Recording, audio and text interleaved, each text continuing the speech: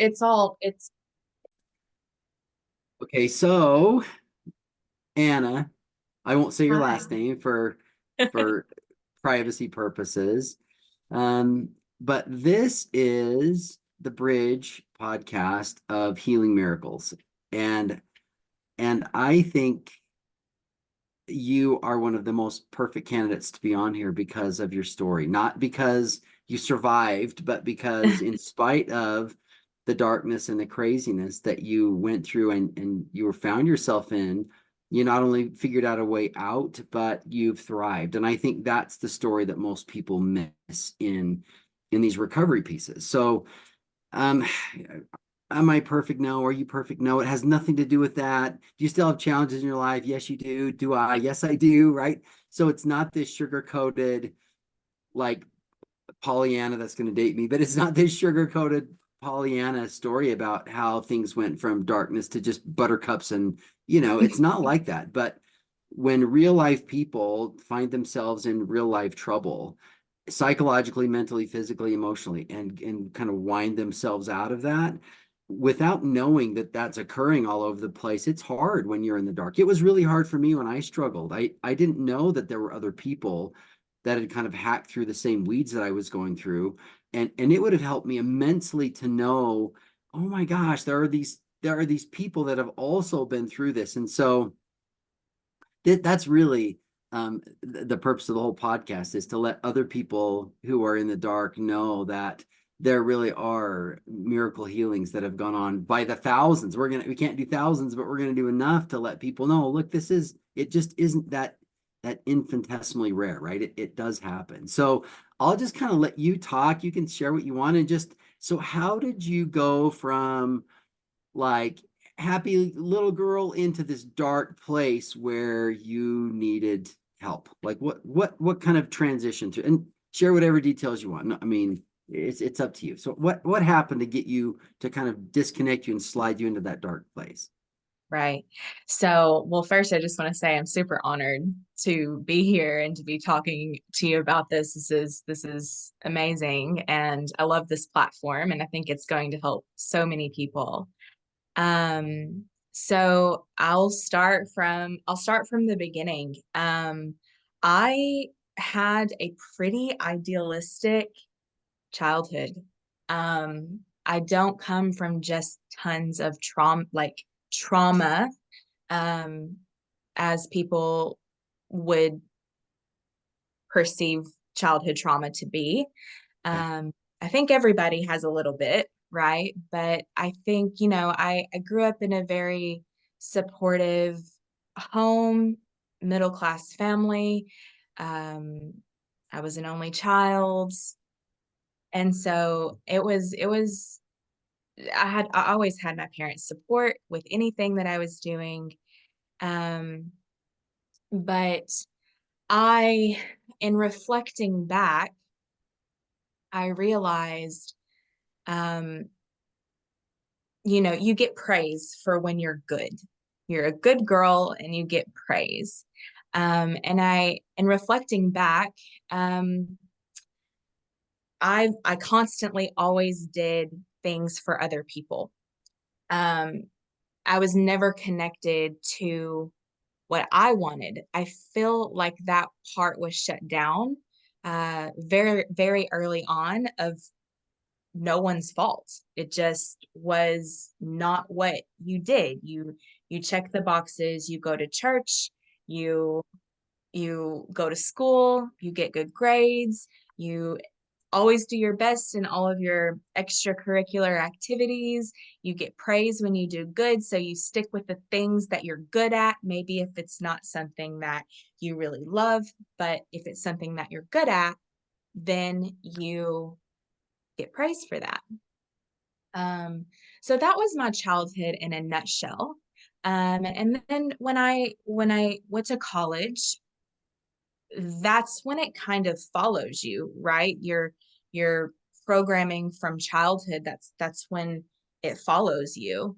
And um, I've always been the type of friend that has always been there for people. People really always love to come and talk to me. I've always been I was raised, like I said, I was raised as an only child. My parents are older, so I was always a bit more mature for my age.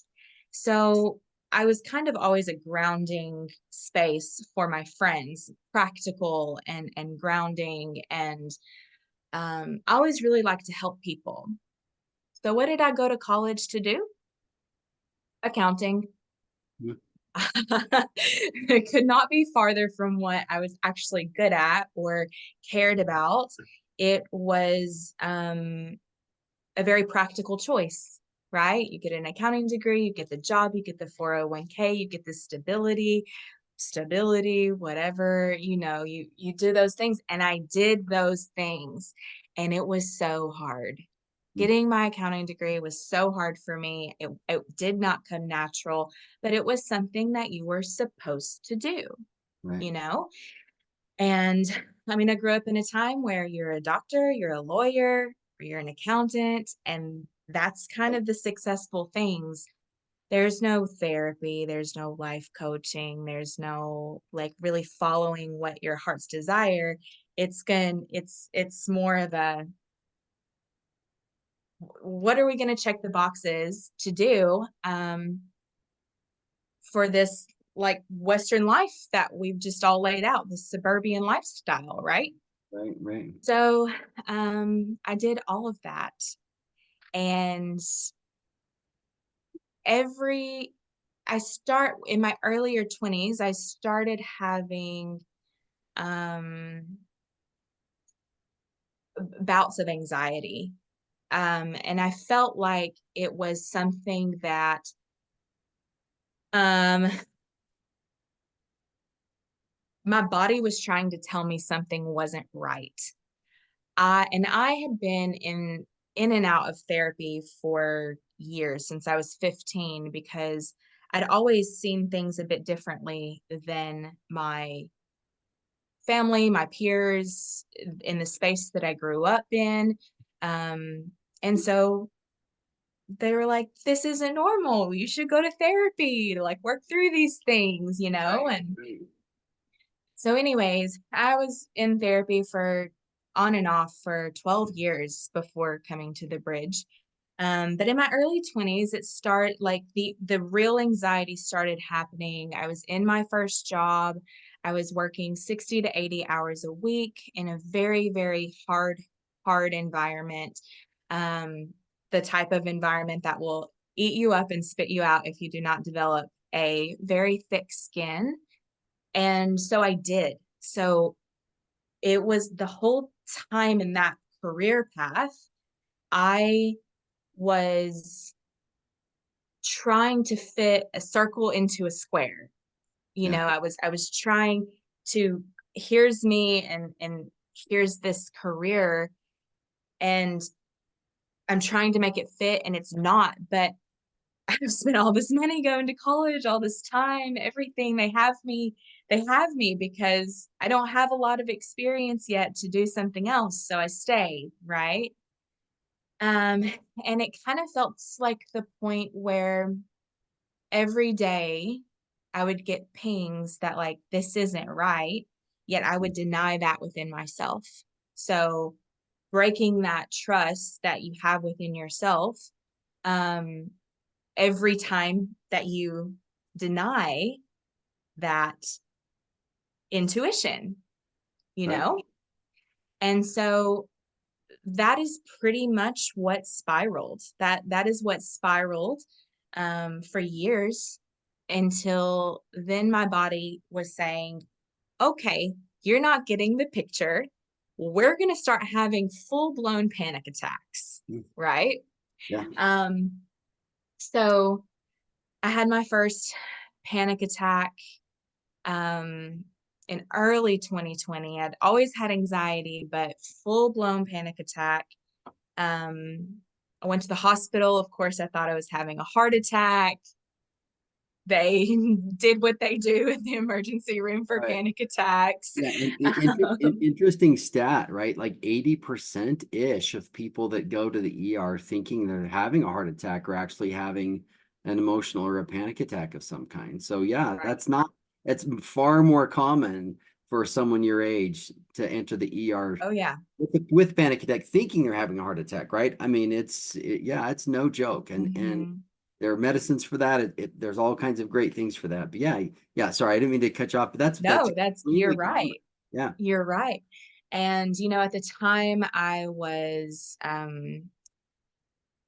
getting, I was engaged, I was getting married, I was in this job, I was starting tax season. We were buying a house, there was a lot of things going on. So we just marked it up to that feels like a normal thing yeah, to have a panic attack for, yeah, a lot you going on, know, right? A a lot going. lot, a lot going on, a lot going on. And then we get through some of that. I still have this horrible anxiety. I get on medication for it to manage. We buy the house, I get through tax season, COVID starts, we reschedule our wedding, we push it back. There's a lot of things happening. And um so I kept thinking that once all of these things are done, it'll be better. Yeah. And it was for about 2 months. Mm, And then, because none of those issues were the root cause, it came back, mm, and it came back harder and stronger.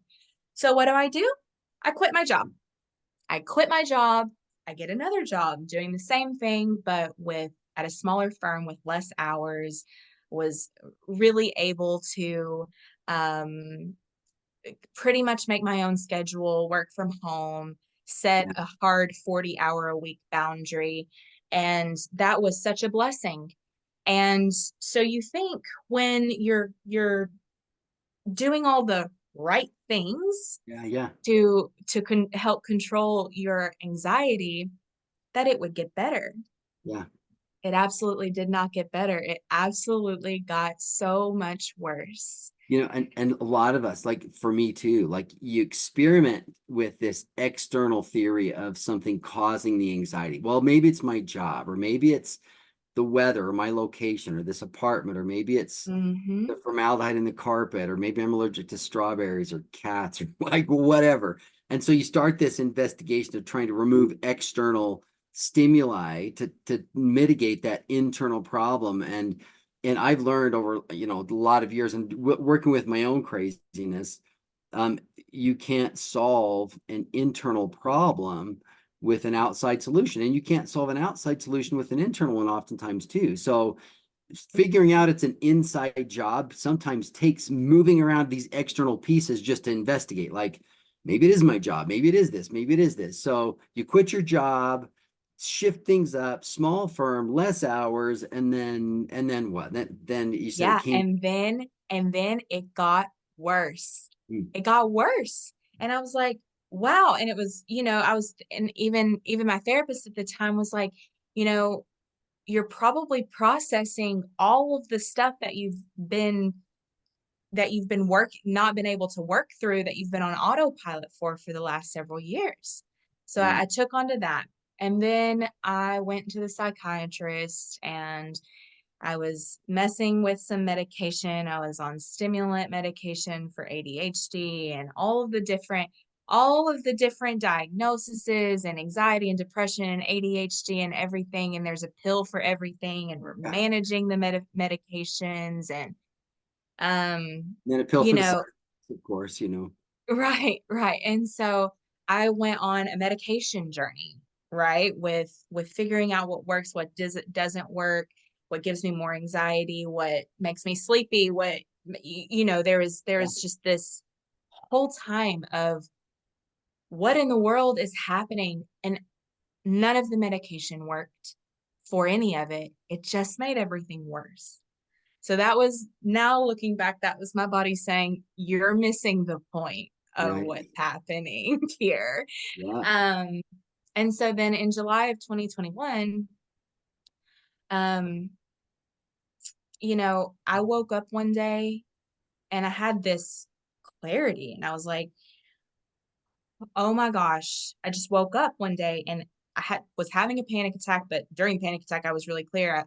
I was like, somehow I'm waking up in my life. I have a house in the suburbs, a husband, a dog, this job that is soul sucking, like truly. And I was like, how did I get here? Yeah. Because I was on autopilot checking boxes. And then that really set in the time between July of 2021 and October of 2021, where was the time where I found the bridge. Because I then started having panic attacks every single day, Wow. full pan full panic attacks Wow. for 3 months. And my panic attacks very much show up extremely physically. I think I went to the hospital. I even knew what it was, but it was like, I think I went to the hospital 3 or 4 times, because I couldn't get out of this state. Yeah. You know, It's hard. prescribed more And for, medication. and for people that have never had one, I mean, imagine the feeling of being in shark infested waters in the middle of the night, Yes. and just transferring that into your body when you're just sitting in there on the couch watching TV or minding your own business, driving or hanging out. Imagine that feeling kind of being transferred into your body, that sheer just terror. And physically, your heart and your blood pressure and your Mhm. saliva and your muscles and your sweat, like everything just absolutely, gets on board physically. So it is no joke. And Right. oftentimes need, a pretty heavy dose of medicine to Yes. break those cycles. So yeah, panic attack, a lot people that haven't had them think, oh, great. So you're kind of nervous. No, no, no, No. no. Panic attacks are like on the floor, writhing, dancing with the devil, like big deal, all hands on deck. So to have Yeah. one a day for several months, like that's the kind Yeah. of things that brings the dark. Like that's Right. spooky. Spooky. And then that became like the in the mindset of, well, I know this is going to happen, so my mind allowed it to happen. I became obsessed with my blood pressure, my heart rate, all the things. I was like, I got like a at home EKG thing. I did all these things because I was like, I'm convinced that I'm having a heart attack all the time. Right. And then that brought on bouts of serious depression because didn't want to go outside. I couldn't get off the couch because I knew I was going to have a panic attack, and brought on some agoraphobia of going places because, everything was totally overstimulating to my nervous system at that time. So then that absolutely brought me into a very hard, hard, hard time of my life. And I'd always been interested in retreats. I thought that that would be a really wonderful thing, but I had a situation at work. I was already in a really hard space at work that happened. I I had been working on a very hard piece of this audit, that I was conducting, and I had been working on this Excel spreadsheet for about 3 days, and it took everything that I had in me. I had everything on autosave, everything was backed up. Everything was backed up to the cloud. I do not lose my work. That is literally the number one rule of things, is make sure your autosave is on. Right. The file corrupted after it was complete. There was no way to retrieve it in any way. And it sent me into an absolute rage. And I was like, that was the moment where I was like, I can't handle this. I cannot keep doing this. And so my search for some type of program became clear, even more clear. So prior to my the straw that broke the camel's back, I had Googled different things, and nothing was really fitting. It was either too long or too short or too Right. clinical or too um, Drugs halfway or sex. right. And I was like, I don't have any of these problems. I was like, where is my space?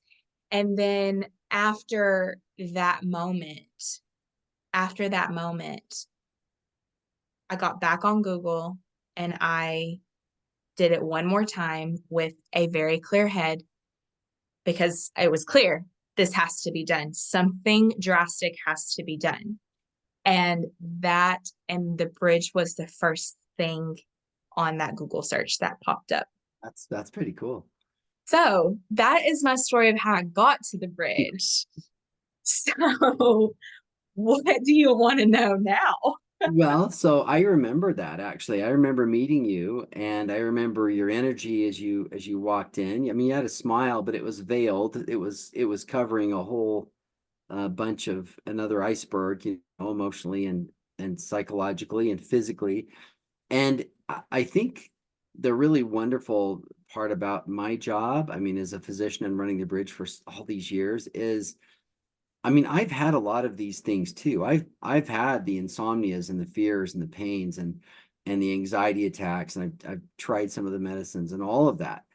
And I think what's so fun for me is to see like someone like you walk in and being able to infuse hope into that, knowing that, I mean, if you were in my first session all those years ago, you've scared me to death because I'm like, oh no, what do we do? But seeing all these people recover, I mean, I just have great hope in humans. It's not even individual anymore. And I don't really care who you are, how old you are, or what age or gender. It doesn't, I mean, none of that really matters. I truly have gotten this hopeless belief in humans because of what I've seen over really hard situations in a lot of years. So you come into the bridge and you kind of jump into the facility and you have all these providers with their minds and hearts and hands all over you, psychologically, physically, nutritionally, energetically. I mean, I think everything from foot zoning to sound bath to Reiki to wild Mustangs to good clinical psych to med management and great nutrition and a personal trainer. I mean, just all, everything the bridge offers. When did you feel the Anna, like as you started to chip away the garbage, right? Like what wasn't Anna? Because you're not anxiety, you're not depression, you're No. not any of that. You're Anna. Like Mm-hmm. you're the observer of those things, but the observer of those things doesn't you never translate, well, now the observer has become, now I am depressed. No, you're observing that, but you're not that. Like you're something else. So when did you kind of feel that spectacular, like authentic, wonderful, beautiful identity? When did you kind of see that kind of shining through that the stuff that had been stuck all over you for all that time? Yeah. So almost immediately, I started having some realizations, what definitely within the first week. And it was because I was I knew I picked up on the energy. I've always been very sensitive to good energy, bad energy, even when I didn't understand anything about it. Right. There were people in spaces I wanted to be around and people in spaces that I didn't want to be around.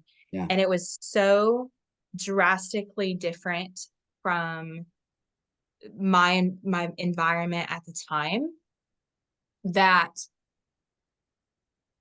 I immediately felt more at peace. I knew that I was exactly where I needed to be. And so I was kind of able to let a couple of guards down, um, and be really open to the experience, because I came in with the mindset of like, nothing else that I've tried is working. So let me really be open to all of the things that I haven't tried or didn't even know existed or anything. And so I would say midway through the first week, I was feeling a lot more like myself because you make connections at the bridge with the providers and the guests that are there, and people liked me. And I forgot about that because I've been in Like, a whoa. Yeah. yeah, well, I was in a career field that was so wrong for me. I was an auditor. So nobody likes the word audit or the people that are associated with those things. And so it was hard for me to go into an environment every day where they may or may not like me. And I Yeah. have to deliver hard news all the time. And I Yeah. have to question different things that are uncomfortable that people don't like to talk about. Right. And so I think just being in a more positive environment, like let myself shine through more. And I felt like I was in a space where more people understood me, Right. right? And so, and the feeling of not being alone in it was a huge realization that was wonderful. And so I had a pretty huge aha towards the end of the first week. I had a session that was really life changing. And I really thought that I was going to go in, I was going to talk about work and all of the things that stressed me out. And within a 45 to an hour long session, the provider was really able to cut through all of those stories I'd been telling myself and get me down into a space of true what my heart was really trying to tell me. Right. Yeah. Um, That authenticity that you can kind of sense, but when your life isn't congruent with that, yeah, there are these all these ego pieces and all these like yes, neurotic pieces about and storytelling and all this stuff that goes in and out of your head.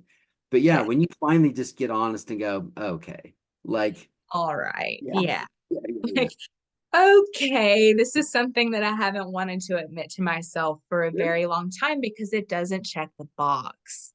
yeah, Which that was my identity prior to the bridge. It was checking boxes. I think I made that pretty clear. yeah. And And there's a welcome to Western culture. That's what most of us that's do, what we do. That's right? what we do.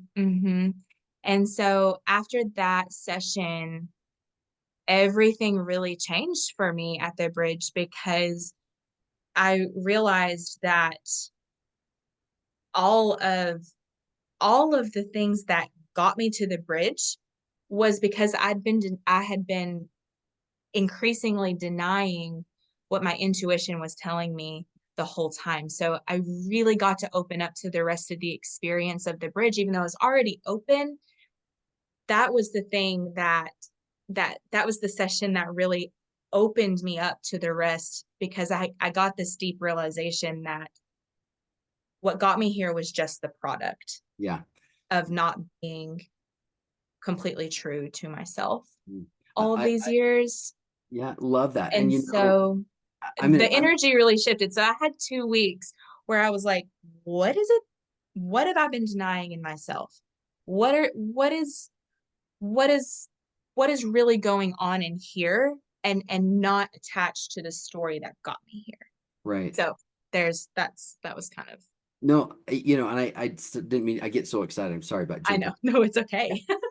But the amazing thing about the program is I never know which provider and which guest are going to click and have that moment where that door cracks and the light kind of shatters the darkness in the room.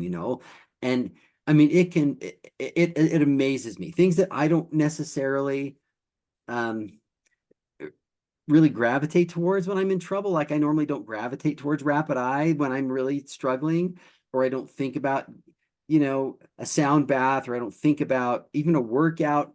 But it's amazing to me how if you just get enough good people around other people, and you'll just somebody with all the variants will make that connection. And then once that door does crack open, and that darkness is shattered by the light, now everybody else kind of piles in and goes, oh yeah, let us, then it seems like the improvement is just super fast.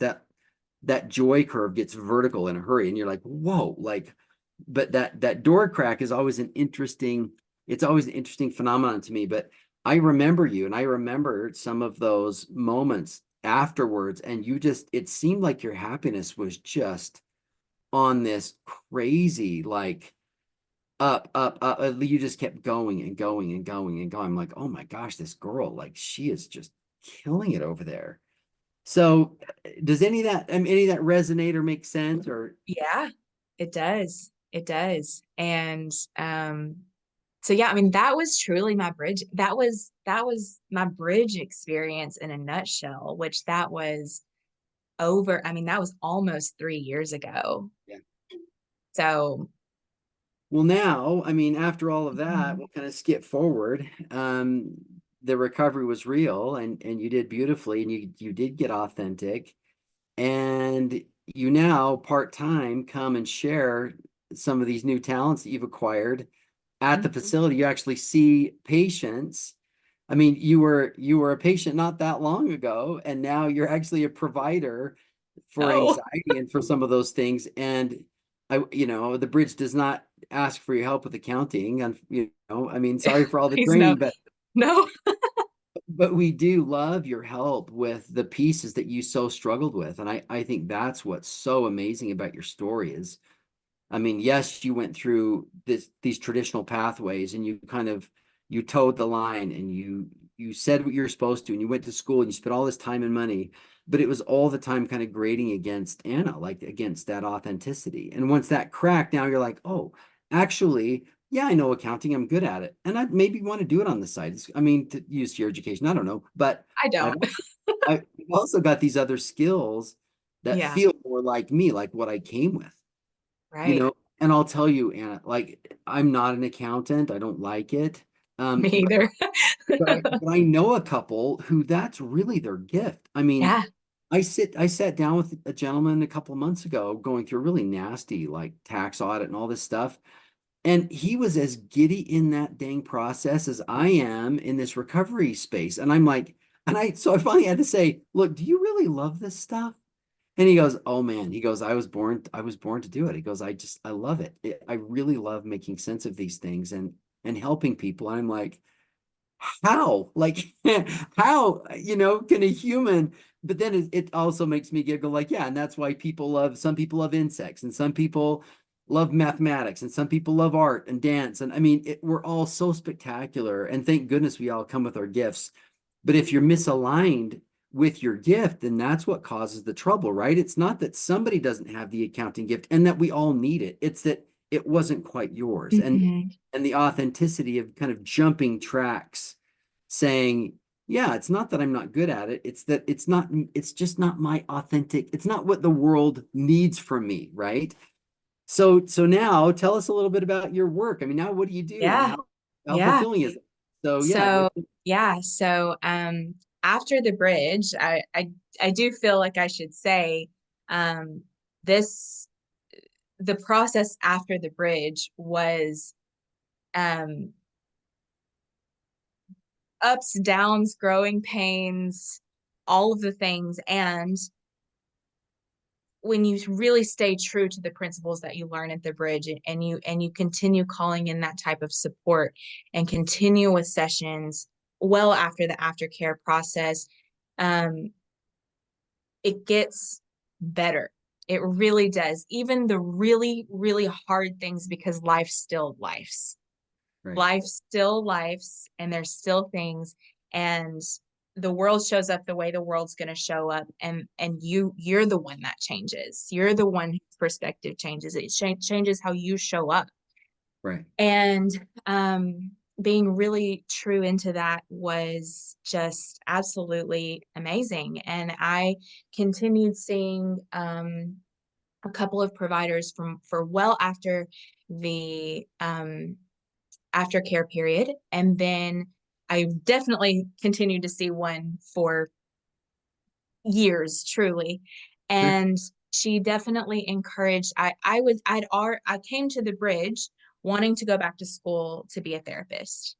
And something was kept getting in my way of that. Like it was better than what I was supposed to do. It was better than what I was doing, but it was better, but not quite right either. Mm. So there kept being roadblocks, and I was so frustrated with that because it's like, this is the path, this is what I'm supposed Right. to do. Right. I know it. And I know it now. Like, just get out of my way. just, gosh, let's just do it.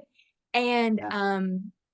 then the practitioner that I kept working with, she very much encouraged me to go down another path, um, not the school route, but the life coaching, neurolinguistics programming, energy route. And it was a yes. And it was like every time that I know that I'm making the right decision, things align. Yeah. It becomes in alignment, and things work out how they're supposed to. And it's not always hard. Not Right. saying there's not hard times, but there is some type of alignment that happens that says this is your path.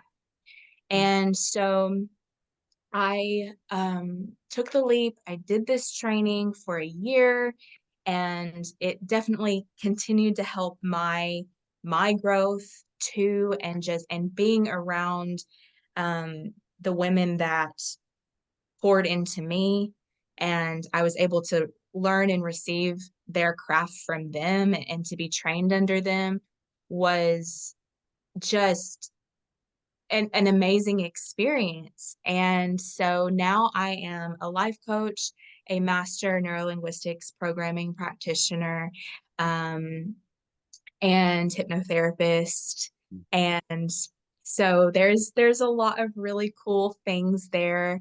And then the opportunity came to be able to give back to the bridge in some way.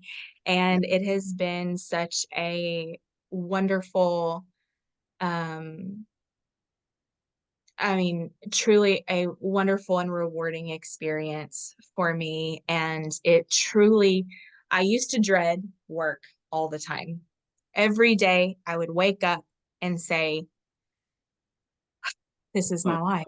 yeah. Oh my God, what am I doing? Seriously, oh my gosh. And absolutely drained me to at the end of the day, I really did not have anything left to give the people that I cared about. And now I cannot wait to be at the bridge when I'm there. I cannot wait for my personal sessions. I cannot wait to meet with my clients, even when I'm going through hard things or when I'm navigating crap that still happens in my life because like I said earlier, life still lifes. um, it is amazing to show up for other people in this capacity and gives me nothing but energy Yeah. to continue doing that. Um, and so that's kind of where I'm at. And it's been really cool that like in less than, I mean, it's just coming on 3 years.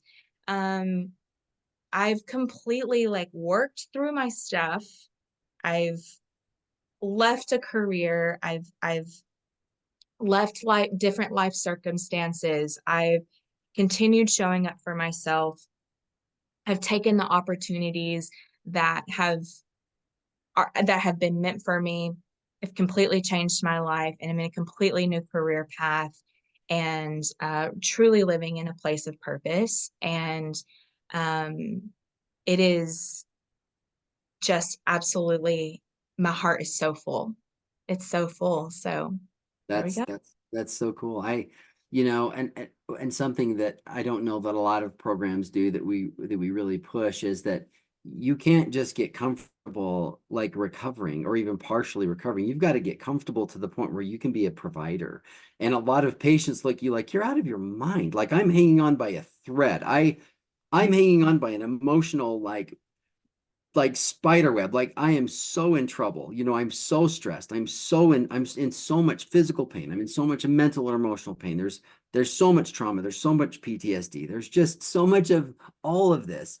And they can only think about surviving to the next moment. And the real, I mean, again, we talked about this some, but the reason I love you on here is your message can be, well, you can hang on by a thread and survive from pill to pill or from therapy session to session or from fix to fix, whatever that is, whether it's Twinkies or TV or sports or even exercise. Or I mean, some of the most unhealthy people mentally I know or are these hyper organic eaters that, you know, everything's too laid out physically, but the emotional part and the spiritual parts are so lacking. But the beauty about your story to me is you go from this place of desperation and disconnection into being a provider, like for other people that are also in that place. And like, not only am I going to recover, but now I'm going to get into this place where I can give back. And I want to go find people like I was, and I want to help. Like I want to buoy up. I want to get my arms around them and let them know that they can do this. And so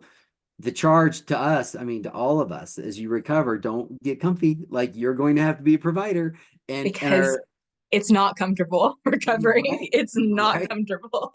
right. Yeah, it's no joke. Yeah, but I have to pinch myself and recognize like this is my life now.